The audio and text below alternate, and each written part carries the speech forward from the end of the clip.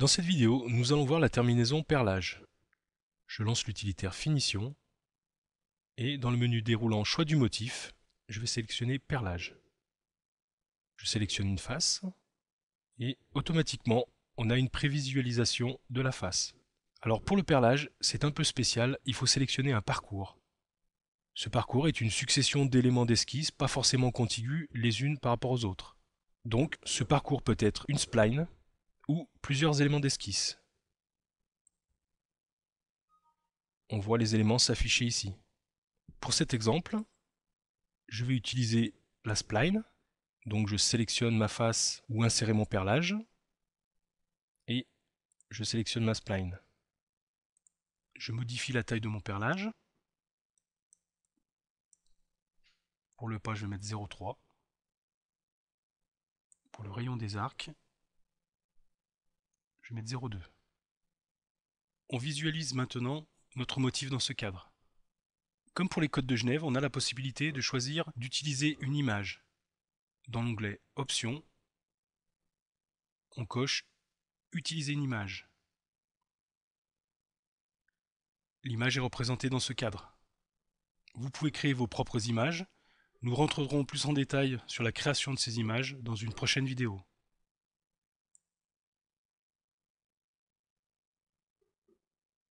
Une flèche donne le sens du parcours.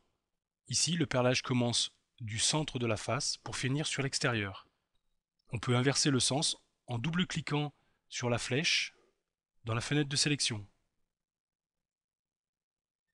ou en faisant un clic droit et inverser. Maintenant, on voit que la dernière empreinte est au centre de la face, donc le perlage commence sur l'extérieur et finit vers l'intérieur. Je peux maintenant créer mon motif.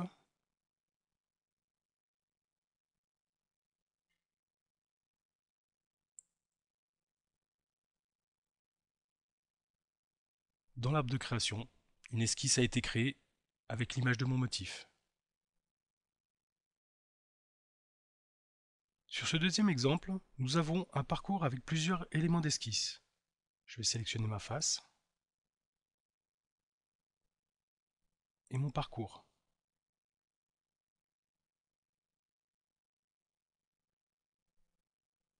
Je modifie la taille de mon perlage. 0,4 pour le pas. 0,4 pour le rayon des arcs. Pour chaque entité, une flèche donne le sens du parcours. On peut inverser le sens en double-cliquant sur la flèche dans la fenêtre de sélection. La flèche devient verte pour indiquer la sélection que l'on va modifier. Si je double-clique, j'ai modifié le sens. Je peux aussi faire un clic droit et inverser. Ici, le parcours a été inversé. En effet, à chaque pas, l'image cachera une partie des images précédentes, donc l'ordre et le sens ont une importance. Dans ce nouvel exemple, je vais pouvoir réordonner les éléments de mon parcours dans la fenêtre de sélection. Je vais sélectionner mes éléments.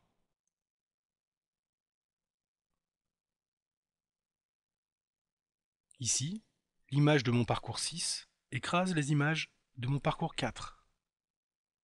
Je peux, en sélectionnant ma ligne 4, la faire descendre avec les flèches ou faire un clic droit et descendre.